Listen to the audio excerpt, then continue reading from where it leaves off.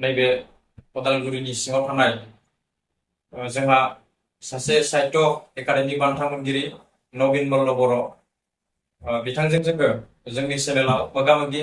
हाबाफारि बे हाबाफारिखौ लानाय जादों। गिबियावनो टाइम्स नाव बड'लेण्डनि जानानै सारनिसिम खुलुमनाय जासिग्रोबाय सार। जों मिथिनो लुगैदों सार, नोंथांखौ जोंनि गोबां बर' लाइमोन एबा थुनलाइ मोजां मोनग्रा रायजो राजा बिथांमोनहा नोंथांनि मुंखौ खोनायो, लेखाफ्राव फरायनो मोनो, नोंथांनि लिरनायफोरखौ नुयो, नाथाय गोबां रायजोआनो मिथिया जे नोंथाङा बबेनि, बहा थायो, मा मावो। दा बे हिसाबै नोंथाङा नोंथांनि सिनायथिखौ होग्रोदो सार। खुलुमबाय बयखौबो। गाहायै नोंथांमोननि चेनेलखौ आंनि हामलायनाय थाग्रोबाय। आंनि सिनायथि होनोब्ला आं नवीन मल्ल बर'। आं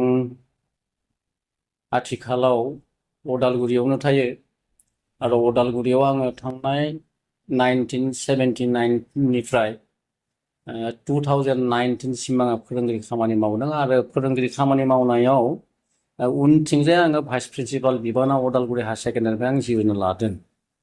ओरैनो आंनि न' गुबै गाहाया आथिखालाव जोङो बेखौ बाक्सा बुंजायो, नाथाय आं जेब्ला बेयाव फैदोंमोन दरं जिल्लायाव, हेला बे कामरुप जिल्लामोन आरो कामरुप जिल्ला लासै नलबारि जाहैबाय, नलबारिनाव दा चिरां जाहैबाय। बेखिनि आंनि सिनायथि। दा बेखायनो गाहाय बुंनांगौबा आं जे गोबाव सम उदालगुरियावनो थाबाय, आंखौ उदालगुरिनि होननानै बुंजायो मानसिफोरा। बेयावनो आंहा गासैबो जाजोब्बाय। भटार लिस्टफोराव बेयाव दङ, आं बेयाव जुगामि थायो, बेखायनो आं उदालगुरिनि जाहैबाय। गोजोननाय थाबाय सार। बर'नि गेजेराव जों नुनो मोनो दासिम साहित्य एकाडेमि बान्था मोननाय जे अनजिमा, बेयो आसि बिजौआव साननो हानाय होननानै जों बुंनांगोन सार। दा बे बेलायाव नोंथाङाबो सासे साहित्य एकाडेमि बान्था मोननाय सासे व्यक्ति। दा बे हिसाबै सारा गावखौ माबायदि फिल खालामो सार? साहित्य एकाडेमिल' नङा, बे जिखुनु मोनसे लिरगिरिया बान्था मोनब्ला बे मोनसे सिनायथि जायो रायजोनि गेजेराव, स्पेसियेलि जायफोर लेखा फरायो। बे मोनसे गिदिर खोथा। साहित्य एकाडेमिया नोंथाङा सोंनाय बायदि बर'नि अनजिमाया खम, बेखायनो खम होनना बुंजागोन। माने साहित्य एकाडेमियाव हाबनायनि जाय जों प्रसेस मोनदों, बेखौ जोंनि जाय जोंहा राजखान्थिनि मोनसे जाय प्रसासन दङ, 6 सिडिउलनि जाय सिस्टेम, बे 6 सिडिउलनि सिस्टेमाव जोंनि रावा 2003 हाबनाय लोगो लोगोनो 2003 हाबनाय लोगो लोगोनो जों साहित्य एकाडेमियाव जों बान्था जोङो हाबनो हादों। जेराव जों नुदों नर्थ इस्टआव माखासे स्टेट दङ, बिथांमोना हाबनो हायाखै। जोंनि खाथिनि मेघालय हायाखै, मिज'राम हायाखै, नागालेण्ड हायाखै, अरुणाचल हायाखै। नाथाय बर'फोरा खाफाल गोनां बेनो, जोंनि लिरनायफोरा एसे गोजौ थाखो जानायखाय, नङाबा जोंनि लिरनायफोरनि अनजिमा जोबोद गोबां थानायखाय जोङो साहित्य एकाडेमि हाबनो हादों। आरो बेखायनो 2003निफ्राय जे प्रसेस फैबाय, 2003नि समावथ' नोंथां बे मोननैल' एवार्ड दंमोन साहित्य एकाडेमिया। मानोना साहित्य एकाडेमिया 1956निफ्राय स्टार्ट जादों। बिथांमोना जागायजेननायनिफ्राय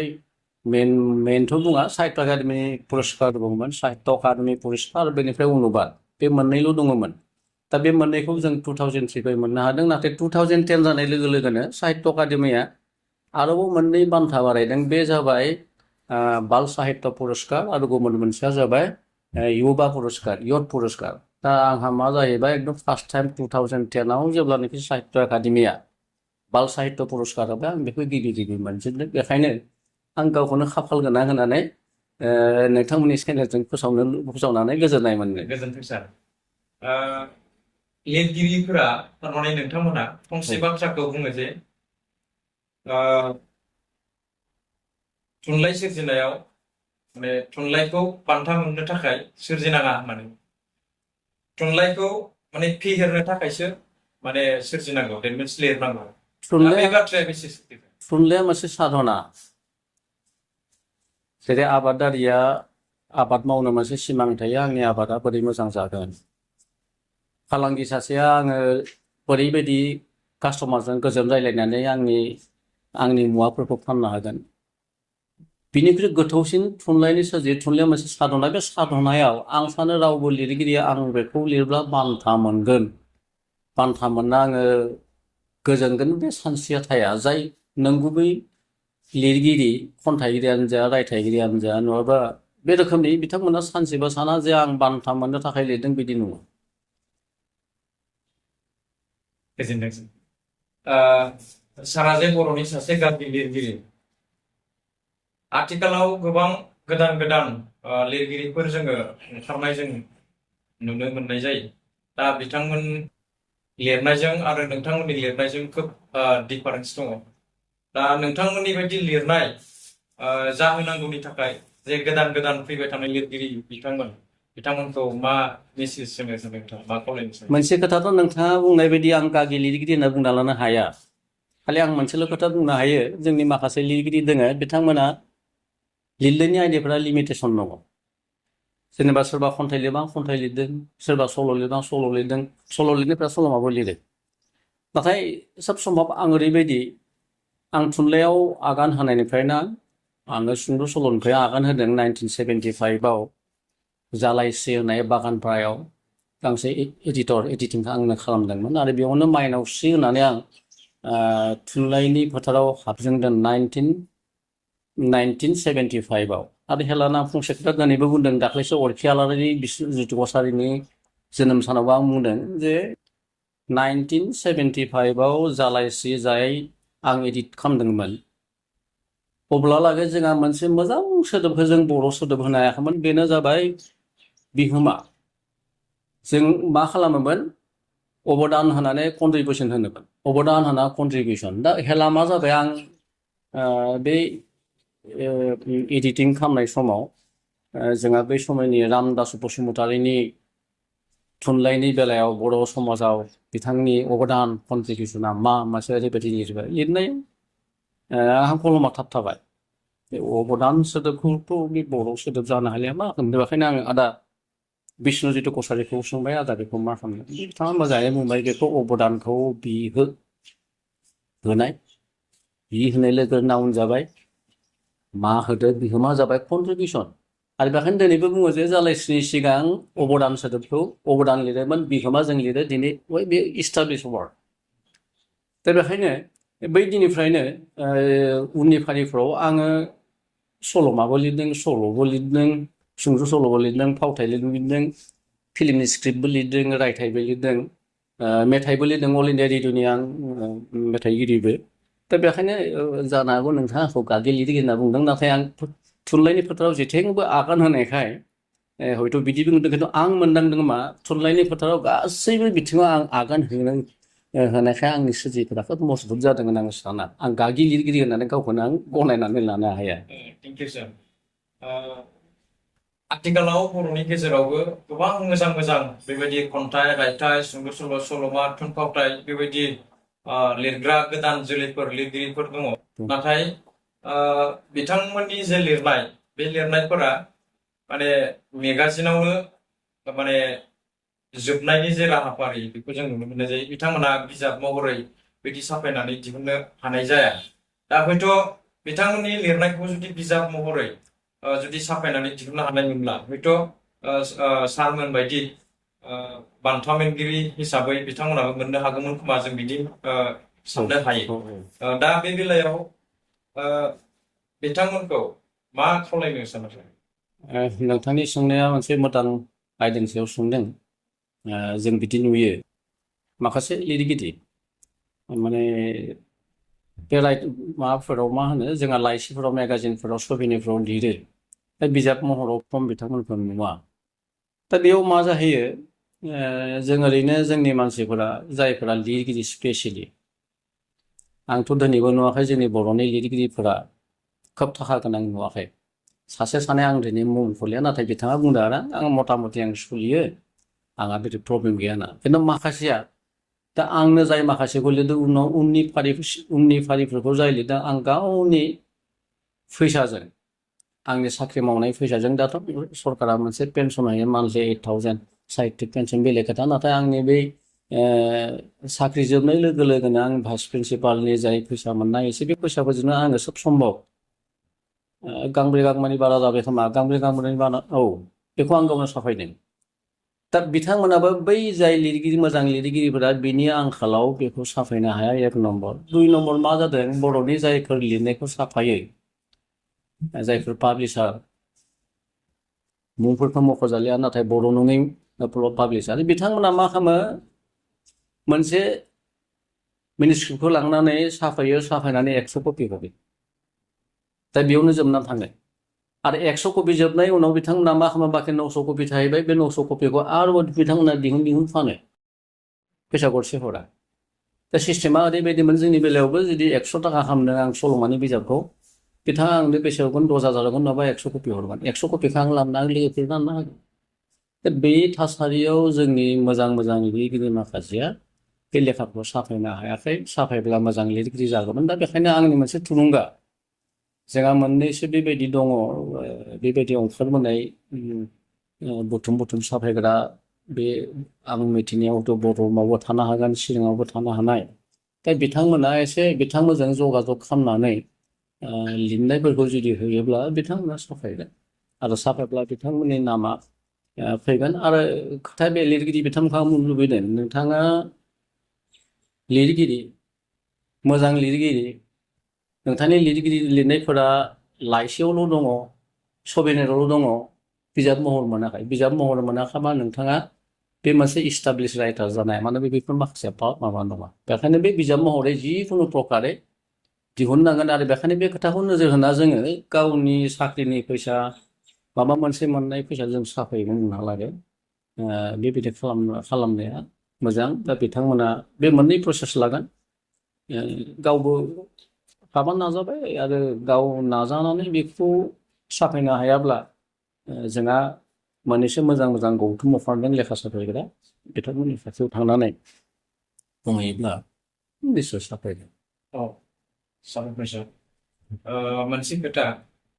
जोंनि गेजेराव जे गोदान थुनलाइगिरि बिथांमोननि थुनलाइखौ जों नायोब्ला नुयो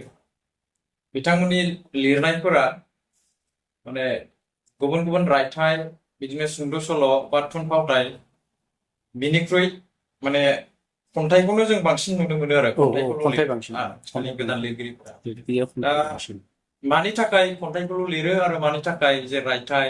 सुंद' सल' थुनफावथाइ बेखौ खम नुनो मोनो जों जों मिथिगौ थुनलाइयाव हाबनाय लामाया जाबाय खन्थाइ आं दहायनो बुंदों आं खन्थाइयाव आगान होखाया सुंद' सल' माइनाव स्टार्ट होदों खन्थाइ दोंसे जोंनि लिरो आं मेथाइबो लिरो बुंबाय खन्थाइयाव बयबो आगान होयो नाथाय खन्थाइया आंनि थाखाय बे मस्ट मोनसे गोब्राब आयदा गोदो जोंनि खायफा बिजिरगिरिफोरा आं दिनै खोथा बुङाखै थांनाय मुगानि बिजिरगिरिफोरा स्पेसियेलि असमिया बिजिरगिरिफ्रानो बुङोमोन खन्थाइ माने मा खन्थाइ माने नों मोजां सोदोबनि लु खाना बेनो खन्थाइ माने नोङो कमन पिपला बुजि मोनै बायदि सोदोब सानो बेनो खन्थाइ होनना बुंगोन दिनैथ' बे नंलिया खन्थाइ दिनै बिदि खन्थाइ नंलिया दिनै नै दासो फैनाय सिगां आं माबा दोंसे खन्थाइ नागिरदों सोर लिरगिरिया नुवाखै हिन्दु खन्थाइ बे ओरैबायदि बुंदों ओ से अमृत वाह कितना सुंदर आ से आम वो आम के बारे में बताया फिर लिखा ओ से अधिकार वो भड़क के बे खन्थाइ सासे उन्दै गथ' अनिफ्राय अमृत होनदोंमोन आं अनार दालिम लिरदो बे बुंबाय बिराद मोजां लिरदो नोङो अनिफ्रायथ' अनार दालिम बिराद मोजां आ होबाय गाराङा आनिफ्राय आम थाइजौनि सोमोन्दै बिराद मोजाङै बुंबाय बे लिरफिनबाय आजोला गथ'आ अनिफ्राय अधिकारबो जायो बे सिंखारिबाय मानो बिदि लिरनांगौ बे खन्थाइनि सिङाव दिनै मा जादों जोंनि समस्त समाजानो बेबायदि थासारियाव दङ दा बे रोखोमनि खन्थाइ लिरनो हानाय खन्थाइ जानाय स्टार्टिं जाय खन्थाइगिरिफोर जों बर'खौ नुदों माबा मोनसे लिरबानो खन्थाइ बिदि जानो हाया बे मोनसे मस्थ' गोब्राब प्रसेस आरो बेथ' बेथे मोजां खन्थाइ लिरगिरिया मोजां सुंद' सल' लिरनो रोंगोन मोजां सुंद' सल' जेब्ला लिरनो हागोन बे सासे मोजां सल'मागिरिबो जागोन बे फावथाइगिरिबो जागोन खालि बिनि प्रसेसफ्रा एसे बेलेग नङा होमबा सुंद' सल'आव नोंथाङा जाय सेन्टेन्सआव नैखिनिखौ बिदि बानायगोन सल'माबो बे सेन्टेन्सआ सेन्स जानांगोन एखे जाथायखौनो सल'माखौ नों जेब्लानाखि नोंथाङा बेखौ ड्रामा खालामनांगोन फावथाय लिरनांगोन अब्ला बेहा फावथायनि केरेक्टारखौ बे नोजोर थाबाय थानांगोन आं बे जाथायफोरखौ बोरै लाना थाङो मानोना ड्रामानि जाथायानो जाबाय नों एयाव स्टार्ट खालामबाय बियाव थांबाय गोथाव मोनबाय बिनिफ्राय सियाव फैबाय आरो गोथाव हाबाय सिनिफ्राय इयाव फैफिननाय लोगो बे जोब्बाय एन्डिं बे जाबाय दुखुनां जोबथायानो जाथो रंजानाय जोबथाया ड्रामायानो जाथो बे सिस्टेमफोराव हाबनानै बिथांमोना लिरो आरो गुबुन मोनसे खोथाया जाबाय सासे लिरगिरि आंनि मथे अब्ला जेब्लानाखि मालायनि मोजां सोरजिखौ फरायनानै ला दा आंनि बेलायाव आं बुंगोन आं हाइ स्कुलाव थानाय बेलायाव जेब्ला आंनि थासारियाव बङालि मानसियानो गैयामोन आंनि जोनोम जायगायाव होमब्लाबो नाथाय आङो 4-5निफ्राय आङो बांला लेखाफोरखौ जोबोद फरायोमोन आं दिनै बांगालि बुंदों बांला लेखा फरायनानै बुङो आंखौ रावबो फोरोङाखै दा बेबायदि आदार देन बेंगलि नोङो हिन्दी थाबाय इंराजि हानाय बेफोर लेखाफोरखौ फरायनांगौ आरो जों ओरैनो खोनायो जे जोंनि असमिया मोजां खन्थाइगिरिया सोर बिथांनिखौ फरायनांगौ जों खोनायो बांगालनि केलकातानि मोजां खन्थाइगिरिफोर दङ बेखौ फरायनांगौ मोनसे सुंद' सल' अब्ला नोंथाङा स्टार्ट खालाम आं गोदान जोलैखौ बुंदो दै जायग्रा लिरगिरि नोंथाङा जेब्लानाखि आदार देन बर' लेंगुवेज नङा बर' लेंगुवेजनिबो 10-12 नों मोजां सुंद' सल'खौ फरायगोन बिनि उनाव नों स्टार्ट खालाम आरो फरायबा नोंथाङा बेखौ नोजोर होबाय था बे सल' आंनि थाखाय सुंद' सल'आ मेटार नङा मेटारा मा स्टाइल एन्ड टेकनिक आरो वार्डिं सोदोबखौ माला बाहायगोन बे खोथाफोरखौ बै गोदोर रायथाइफोरा बोरैबायदि लिरदों बोरैबायदि लाबोदों बे खोथाफोरखौ जेब्लानाखि स्टाडि खालामगोन अब्लानो हमदांनो हागोन आरो बेखायनो सानफ्रोमबो सासे लिरगिरिया जेसेबां लिरो बिनि 10 गुन फरायनांगोन सुंद' सल' मोनसे अब्ला लिर मालायनि मोजां सुंद' सल' 10टा फराय जोङो जेब्लानाखि सुंद' सल'नि आगान होनाय लोगो लोगोनो जोंहा नीलकमलनि सुंद' सल'फोरखौ जों फरायोमोन सल'मा लिरनाय लोगो लोगो बिथांमोननि सल'माखौ फरायोमोन बांलानि सल'माफोरखौ फरायोमोन हिन्दीनि माखासे सल'मा आं फरायो दिनैबो फरायो दा बेखायनो बै बेलायाव जेब्लानाखि जोंनि गोदान जोलैनि लिरगिरिया थांनो हाया आं लिरगोन जोंनि समाजनि खोथा लिरगोन बर' समाज लिरगोन येस बेखौनो लिरनो थाङा बर' समाज खोथा लिरनांगोन जोंनि समाज लिरनांगोन नाथाय लिरनाय जे आदब जायदों टेकनिक बे टेकनिकफोरखौ नोंथाङा सोलोंना लाग्रोनांगोन सासे आबादारि आं दहाय बुंनाय बायदि बै गोदोनि बे अल्ड प्रसेसआव बे ट्रेडिसनेल प्रसेसआव हालेवना माइ गायबा दिनै जों फसल मोजां मोना बे नोंथाङाबो लिरनायनि मोजां फसल मोनो बेखौ खालामनांगोन अब्लासो सासे मोजां लिरगिरि जानो हागोन जाफुंसार लिरगिरि जानो हागोन जों मिथिनो लुबैदों जे सार नोंथाङा बबे समनिफ्राय आरो माब्रैहाय सासे थुनलाइगिरि जाफैनो हाखो से नम्बरावथ' जाहैबाय आं 1 थाखोआव जोंहा असमिया मिडियामाव फरायनाय नालाय अब्ला लेखा फिसा दंमोन लरापाट फरायग्राया दिनै आंनि जोलैनि अदालगुरियाव 10-12 नागिरना मोनगोन लरापाट होनामोन लरा माने बय फिसानो बुक साइजनि 8 माबा 6 मा होनो 6 ना माबा 8 साइजनि नट डिमाइ साइज बे ब्लेक एन्ड व्हाइट बेयाव कुलि होननाय खन्थाइ मोनसे दङ कुलिखौ लिरदोंनो सोरबा मित्रदेब महन्त आरो आंनि फोरोंगिरिया रजत दास बिथाङा एमभिल' पास खालामना एलपि स्कुल गायसनदों आंनि गामियाव फैना आंखौ लाना थांदों ओइ तय कालि बे पलिबो लायोबो होननानै 1 थाखोआव बिथाङा कुलि कु বুলি আকৌ এবাৰ মাত কুলি আকৌ এবাৰ মাত নাকত যদি ধৰে লাজে নেচা মই পাতৰ মজে কুলি আকৌ এবাৰ मात आंथ' बर' गथ' बर' गामिनि असमिया बुजि मोना नाथाय बिथां सारा ओरैबायदि बुजायबाय आंखौ नैबेखौ बे खन्थाइखौ मित्रदेब महन्तआ लिरदों दाउखौनि खोथा बुंदों दाउखौआ माला फैयो माबोरै गोदै बे खोथाखौ जेब्ला बुजायो आं गोरबोआव एसे नांबाय जोंबो आंबो हानाय मोनबा बिदि सानबाय बिनि उनाव जोंनि दिनाव जोङो क्लास 4आवनो हाइ स्कुल फरायनांगौमोन आं क्लास 4आव थांबाय क्लास 4आव थांनानै जाय जोंनि बिराद मुंदांखा खन्थाइगिरि रामचरण ब्रह्मआ सोंबाय नों बबेनि गथ' आंनि गामिनि खोथा बुंबाय बे कारसुलि सोरनि फिसा आफानि मुंखौ बुंबाय नों बापुनिसो फिसाला उनाव आफाखौ बुंबाय आफालै आफा जोंनि सारा रामचरण ब्रह्मआ नोंखौ मिथियो बेयो साहित्यिक आंबो आफा माखौ साहित्यिक होनोलै लिरो बियो बिनि लिरनायफ्रा साफाय जायो आंबो बिदिनो सोलोंगोन खोमा होनना बुंदोंमोन दा बे खोथाया थाङै मा जाबाय 1975 आव जेब्लानोखि आं जालायसोनि एडिटर जाबाय आं बिनि खाथियाव थानो गोनां जाहैबाय बिनि न'आव थाहैबाय आरो लोगो लोगोनो बिथांनि बिमाया आयं बुरिया आंखौ बुंबाय नों सा बुंना बेखौ नोंनो असे बिदा बिदा खालाम बेयाबो बिदा फंबाय गैया नों फंबाय जों बै दिननिफ्राय बिदा फंबाय आं बेखायनो दिनैबो आंनि गुरुबाबो रामचरण ब्रह्मआ आंनि थुनलाइनि बेलायाव सासे गोदोर गुरु आरो बिथांखौ आं नुदों बिथाङा 4 इयार लिरो बिथिंबो लेखा बायदिसिना लेखा धोरोम लेखा सत्यार्थ प्रकाश बांला लेखा इंलिस लेखा बायदिसिना इंलिसखौ हाजोबाबा डिक्सनारि नायो लिरबाय थायो बे मोनसे सानस्रिया आहाबो बेरखांबाय बेखायनो बुंनांगोन जे आदा रामचरण ब्रह्मआ आंनि सिबिनां आदा बिथांनिफ्राय आङो थुनलाइ सिखिदों आरो बिनिफ्राय माखासे गियानखौ आं अरखि आलादा बिष्णु ज्योति प्रसादनिफ्राय लादों जेब्लानाखि आङो एडिटर जालायस्रायाव एडिटिं खालामनो गोनां जायो आं दाख्लै 8 थारिखआव जुलाइनि 8 थारिखआव बिथांनि माने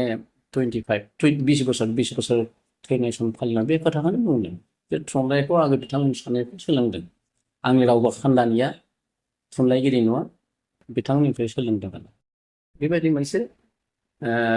नाजानानै आदा रामचरणनि लेखाफोरखौ फरायनाय नुनानै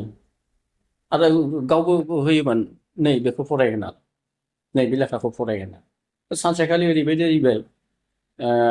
बिगलित करना गियान हुबै जमुना होनना बुंबाय लेखा गांसे आं सब सम्भब बे समाव बेसे 6-7 बो नंगौना नङा बिगलित करना गियान हुबै जमुना माखासे सोदोबखौ आं हेला बुजियानो मोनाखै जुदि असमिया मिडियाम फरायदों ओरैबायदि मोजां मोनबाय अद्भुत धरनै मोजां मोनबाय बे जाबाय गांसे ट्रेभेलग आरो बेखायनो उननि पिरियडआव आं मा जाबाय बेखौ नागिरबाय थाबाय अरिजिनेल लेखाया मा देरब्ला 19 आव आं मोनबाय सम्भब 19 बा मेट्रिक पास जाना आं मोनबाय जे बिनि अरिजिनेल लेखाखौ आं मोनबाय बांलाखौ आं कम्पेयार खालामबाय जे ओरैबायदि गोदै जादों बे खगेन्द्रनाथ दत्त बरुआ बे बिगलित करना गियान हुबै जमुनाखौ शंकर महाराजा बे पेनमोन बेखौ ओरैबायदि अनुबाद खालामदों जों मिथिगौ अनुबादा बयनिफ्राय गोसा खामानि एसएल टु टिटिएल ससियेल सर्स लेंगुवेज टु टारगेट लेंगुवेजाव लांनाया मोनसे रावखौ ओरै कन्भार्ट खालामना अरिजिन खामायनाया it's a hard work because no translation is final दिनैसिम रावबो ओरैबायदि गैया जे आं अनुबाद खालामनो बे फाइनाल नङा आं गाव मोनसे अनुबाद खालामनोबा खनले आं सोदोबखौ सोलायबाय थायो बेखायनो बुंनाय जादों एक्सपार्टफोरा बुङो नो ट्रान्सलेसन इज फाइनाल सोलायबाय थायो दा बेबायदि थुनलाइयाव हाबनाया मोनसे लामाखौ आं मोनदों आरो बेखायनो दिनैबो बिथांमोना आंनि सिबिनां आं अरायबो सिबिबाय थायो बिथांमोनखौ मोनसे जोबथा सोंथि सार सारा दिनैसिमाव गांबेसे बा बेसे बुरजा बेबायदि थुनलाइ सोरजिबोखो सार आरो इयुनाव सोरजिबावनायनि संख्या हिसाबै आं दहाय बुंनाय बायदि बे रांखावरिनि हालोदाव बा सोरनोबा हरबाबो बिनि बेनिफिट मोननायाव बेनिफिटबो आं मोनाखै जायफोरा गांनैसो मोजां लेखा दङ आंहा स्पेसियेलि आंनि मोजां सल'मा देबजित बोराय फाग्ला देरनो गोदान दारा बे सल'मानि आं जेबो बेनिफिट मोनासै नाथाय इउनिभारसिटियाव सोलिबाय थायो आरो गांसे दंबावो चित्रकटनिफ्राय माउन्ट आबु बेथ' डिब्रुगड़आवबो सोलियो बोराय फाग्लायाबो सोलियो बिनि बेनिफिट जेबो मोनाखै खनसे जे आंनिफ्राय पारमिसन लाना बिथांमोना साफायबाय गावसोरनो रिप्रिन्ट खालामै होबाय थायो खबर लायोबा बुङो किताब बिक्रि हवा नाय होनना बेखायनो आंबो गारबाय बे बैसोआव थांनोबो हालिया दा बिनि जाहोनाव संख्या हिसाबै अंखानाय दाहालागै 16-16सो जानांगौ नाथाय पाब्लिश खालामनो गोनांथ' दङ नभेल दङ गांसे गांनै दोनबाय थायो बिनिफ्राय नेक्स्ट नभेलनिबो मोनसे प्रजेक्ट दङ बिनिफ्राय फावथाय दङ फावथायनि बेलायावबो नोंहा आं दहाय बुंनाय बायदि जोंहा दायो फावथायनि खोब आंखाल जाना दङ माने टेक्सट बुक लेभेलाव लाबोनो आं साननैसो सिगां गुवाहाटि इउनिभारसिटिनि बिथांमोननि जाय बेफोरखौ सामलायो बुंदोंमोन जे जोंहा बे मोनसे आंखाल जाना दङ मोजां जोङो फावथाय मोनाखै दा बेखायनो नोंथांनि गेजेराव आं आरो बुंनो लुबैबाय मोजां फावथायल नङा जोंहा मोजां सुंद' सल' आरो सल'मानि आंखाल जाना दङ जेरै दिनैनि जोंनि थासारियाव जोंहा जारिमिनारि सल'मा नांगौ समारि मोनदों माखासे राजखान्थियारि नांगौ धोरोमखान्थिनिबो नांगौ डिब्रुगड़ इउनिभारसिटिया बोसोरनै सिगां आंखौ फन खालामहरबाय सार धोरोमनि सायाव लिरनाय सुंद' सल' मोनथाराखै जोंनो नांगौ जाबाय आं माखासेफोरखौ बुंना हरबाय आंहाबो दोंसे दंमोन दा बे बिथिङाव जोंनो धोरोमारि बिथिंनिबो नांगौ जोंनो राजखान्थिनि नांगौ समाजखान्थिनिथ' नांगौ समाजखान्थि माखासे हरबाय बेबायदि बिथिंनि जोंहा सल'माफोरा बहुत खम जाना दं सुंद' सल'फोरा खम जादों जायखौ जोङो हिन्दी साहित्य बारा मोननाय हिन्दी साहित्य होनना बुंनो थाङोब्ला आं स्पेसियेलि गियानपीठनि माखासे सल'माफोर दङ बहुत मोजां मोजां बे सासे मानसि बिनय भाबे होननाय सासे मानसिखौ लानानै महर्षि होनाबो गोदान ओरैबायदि लिरलांदों सल'मा बेबायदिसो जोंहा रावबो गैया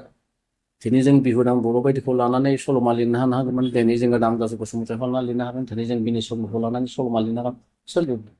लिराखै बेफोरनि बेलायावबो जोंनि गोदान लिरगिरिया आगान होनांगोन आरो बेखौ आगान होबा आं दहाय बुंनाय बायदि स्टाडि नांगोन स्टाडि खालामब्ला बेखौ लिरनो हागोन आंनि गोसोआव मोनसे सोंथि जाखांफैदों सार गोबां मानसियानो बुंनो नागिरो जे बर' थुनलाइ सोरजिनानै बा बर' थुनलाइ बेबायदि फरायनानै जेबो गाव बेनिफिट जाया मुलाम्फा जाया होननानै गोबां मानसिफ्रानो सानो सार दा बे बेलायाव नोंथांनि आर्गुमेन्टआ मा गावनि मुलाम्फा जायै मानसिया बुंगोन जाय बे ट्रेनाव गैया जोंहा दिनै जोंनि समाजाव साबेसे थुनलाइ अनसायग्रा दं बे मोनसे प्रश्न 1 नम्बर 2 नम्बर जाय मोजोमसे फरायो बिथांमोना बर' बिजोङाव फरायनाय बायदि गुबुनाव फरायना बे मोनसे समस्या दा बेखायनो दिनै पृथिबि भारतनालागै पृथिबियावनो जों नुगोन जे बांलाफोरनि बायदि फरायग्रा जोंहा गैया बांलाफ्रा फरायथायगोन दा बर'थ' बिदि गैथार बर'आव जोंहा ब्रजेन सार थानायावनो खनले बुंदोंमोन जों 1000 लेखा साफायना 10 बोसोर फाननांगौ बे सम्भब जागोन ना बे आंखाल दङ बेखायनो बिथांमोना मुलाम्फा गैया होनना बुङो नाथाय मुलाम्फा गैया होनबा मा जानो जेब्लानाखि गाव सासे बर' मानसि जाना बर'खौ सिनायलिया बर'खौ माला सिनायगोन नों बर'नि आसारखान्थि नेमखान्थि नोंहा बिनि थुनलाइनि सानस्रि मोन्दांथिखौ नों मोनथिनांगोन मोनथियाब्ला बे बोरै जानो बेखायनो बिथांमोन बायदिया साजा मुवा जे बर'नि थुनलाइ फरायनानै थुनलाइ सोरजि फरायनानै मा मुलाम्फा जानांगौ ओंखायनो नैबेखौ खोथा बुंनांगोन जों खोब मोजां थाखोनि मोजां सल'मा मोनाखै बा खोब मोजां थाखोनि ड्रामा नुवाखै खोब मोजां थाखोनि जोङो सुंद' सल' मोनाखै बे मोनसे जानो हायो नङाबा जों माखासे नुदों जों ओरैबायदि मोजां थुनलाइ दङ जोंहा गुबुन हारिफोरा नोङो जोंनि खाथियाव थानाय जोङो सिमासे थानाय जों असमियाफोरखौ नुदों बिथांमोना खथ' मोजां लिरो आं असमिया आरो बांला समान फरायनायखाय बुंनो हादों थोंजों बुंनांगोन जों दिनै रेडिअ मेथाइ खनबा सोरबा रेकर्डिं खालामनाय मेथाइखौ जों खोनासङा मानोना माने ओरैबायदि लाइट जालांबाय जायनाखि पार्मानेन्ट नङा सेमोन नामाथाय सासे बायदि इउटुबारा आंखौ सोंदोंमोन सार दिनैनि गाबोननि मेथाइफोरा माबायदि दिनै गाबोननि मेथाइफोरा पार्मानेन्ट नङा गोदोनि जायफोर मेथाइ दंमोन बे 40 बोसोर सोलियो दिनै 40 बोसोर दाउनि मेथाइआ सोलियो हिन्दी फिल्माव बे जाना दङ हिन्दी फिल्माव बिदि प्रश्न गोदोनि जाय मेथाइफोर बे 60 इयार्सहालागै पार्मानेन्ट थागोन दिनैया जाया नों बोसोरसे माबा एवार्डमोन बिनि उनाव गोमालांगोन दा दिनै बिदि जादों नाथाय आं नुनो मोन्दों जोंनि खाथियाव थानाय असमियाफोरा ओरैबायदि मोजां जायफोरा मेथाइ सोरजिफोरा मोजां दा जोंनिफोरा बेबायदि बेसे मोजां फैदों जों बेखौबो नोजोर होनांगोन माने बुंनो थाङोब्ला जोंनि जाय माखासे लिरगिरि दङ आं बेखौथ' बुंनो हालिया माखासे लिरगिरि दङ खोब मोजाङै जोङो समाजाव हाबनो रोंनांगोन जों बर' समाजखौ मिथिग्रोनांगोन बर' समाजा मा लुबैदों बिनि उनाव नों सोरजिनांगोन अब्ला जोंनि थुनलाइया मोजां जागोन आरो बे बयनिबो बानजाय जानाय जागोन गोजोनबाय सार बेखिनि बाथ्राखौनो लानानै जोङो नोंथांजों दिनैनि जे बे मोगा-मोगि हाबाफारिखौ लानाय जादों अब्ला बेखिनियावनो जोंनि जे मोगा-मोगि हाबाफारि बेखौ फोजोबबाय सार खुलुमबाय